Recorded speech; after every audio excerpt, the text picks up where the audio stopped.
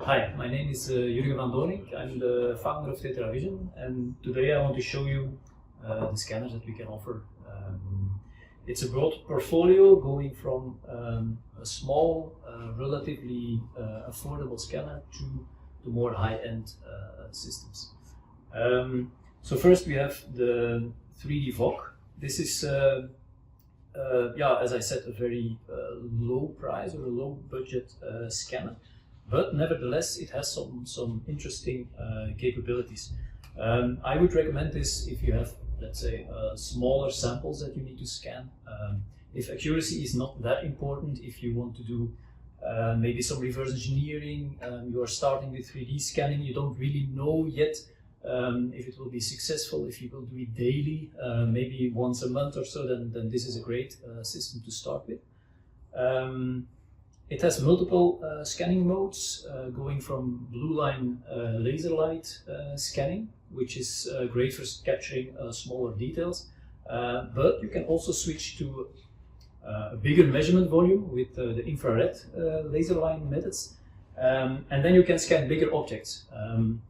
And the nice thing is that when you do that, you also can avoid the reference markers. So you can scan with markerless, you can scan humans, you can scan in color, which is unique for this scanner. You cannot do it with a Metrology grade scanners, but with this one you can do it. So it's a very interesting device. It's completely wireless. So yeah, very, very interesting. So the next scanner we have here is the SimScan. This is one of the scanners from the Metrology line. It has a relatively small measurement volume. It's also a very compact, lightweight scanner, completely wireless, of course, and this makes it very handy to scan in tighter spaces, like in a car. If you want to scan, let's say, the pedals underneath the steering wheel, then you can really go there with this scanner. It's perfect, I would say, for smaller parts. So for example, this part on a rotation table, you have the reference markers all around. You can easily scan it in a few minutes, then you turn the part, etc. So that's a perfect scanner for that size of objects. You can go bigger, but I would say until 1 meter, maybe even 2 meters, but that would be so the limit, let's say, for a smaller scanner. The next one that we have here is the K-Scan E. This is really a step up from the SimScan, as it has more measurement modes. You have the traditional laser line modes, which is perfect for also scanning parts like this, but you can also go a bit bigger. The measurement volume is a bit bigger, but then it also has a big measurement volume, an infrared measurement volume. And that is really made, let's say you want to scan this table, for example, then you can scan it with this scanner. So if you want to scan bigger objects than those traditional ones, bigger molds, maybe even the front of a car, the engine bay or things like that, then this is really a perfect system for that. You can also couple this one with adaptive photogrammetry. So when you go for these bigger measurements, so let's say the size of this table, then you apply some scale bars to your object first, and then you first scan all the reference points, and then the system applies an adaptive photogrammetry mode, which makes your measurement in total a lot more accurate. So this is then a great system for those bigger scans. Those are all handheld systems. Unless for the 3D VOC you don't need reference points with the special modes, but these ones you need reference points or markers for doing the scanning. If we go to the next scanners, then we are in the tracking range. So the first one is the Nimble Track. The difference with the handheld scanner is that this system operates with a tracker. So there's an optical tracker.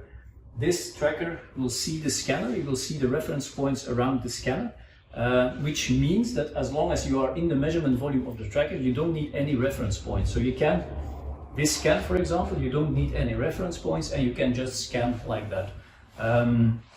The tracker can track up to 4.2 meters, so you have quite a big measurement volume for a relatively small device. making it ideal for, let's say, shop floor measurements. When you need to go in the factory, you need to go to a machine, you have a big part that you need to scan, you need to do some reverse engineering on that.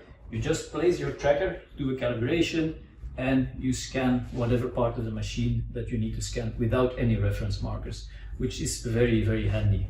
The next advantage of a tracking system like this is that you can also couple it with a measurement probe. A probe looks like this. This is more traditional way of doing measurements, I would say. It has a stylus attached to it, so a ruby sphere, which you can use to do some tactile probing. So let's say you have a big fixture that you need to measure. You could use the probe first to measure your reference points. For example, if you have let's say a very deep hole and you cannot reach it with the scanner lines, then you can use a probe to do this measurement. And then even you could combine it with the scanner to scan let's say the freeform geometry or the rest of the geometry very fast with the scanner.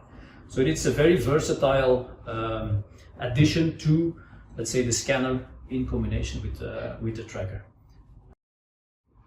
Okay, then we have the next device, which is really the biggest one of them all. It's also a tracking device. It's the TrackScan Sharp S. It works with this tracker. This tracker can track up to 8.5 meters, and that's really a long distance. So you have a really big measurement volume.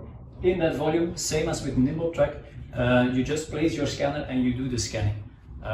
This allows for basically everything what you would need. You could scan small objects like this even without a tracker. That's also a possibility with the tracking systems. You can just ignore the tracker and use the reference markers on the object and scan like this. So you can use it as a handheld device. But you can also, of course, when you have the tracker and really big measurement volume, you can speed up the measurement of, let's say, an entire car or a really big machine. You can scan everything in relatively high resolution and relatively fast, definitely with due to the tracking capabilities. Another advantage, and we use it quite often, I must say, with the tracker, is that you can do dynamically tracking. Let's say you want to measure the inside of a big van. So then you place a tracker at the back side of the van, you open the doors, you attach a few reference markers at the back of the van. The tracker will see those reference markers, and then whenever you step into the van to do the scanning, the van will move. But the tracker, he will see those reference markers. So he will track it dynamically, and you will be able to do an accurate measurement of the complete inside without any reference points in the inside of the vehicle. So that's a very quick and fast workflow to do this kind of scannings.